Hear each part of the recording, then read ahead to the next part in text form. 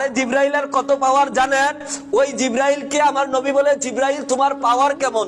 জিব্রাইল কয়, ইয়া রাসূলুল্লাহ, ইয়া হাবিবাল্লাহ, আপনি জানেন আমি জিব্রাইলের দেহটা যদি পা গুলা জমিনের মধ্যে থাকে, মাথাটা আসমানে থাকে, বলেন সুবহানাল্লাহ।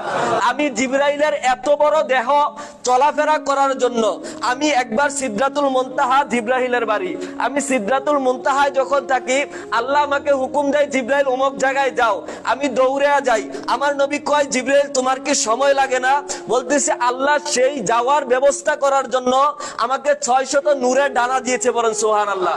সেই 600 নূরের ডানা, এক একটা ডানা যখন জিব্রাইল বাড়ি দেয় 500 বছরের রাস্তা যায়, বলেন সুবহানাল্লাহ। আপনি আমি 500 বছরটা হায়াতি পাই না, 500 বছর যাইতে কতক্ষণ সময়? একটা ডানা যদি বাড়ি দেয় 500 বছরের রাস্তা পর্যন্ত যাওয়া যায়। জিব্রাইলকে আমার নবী প্রশ্ন করে,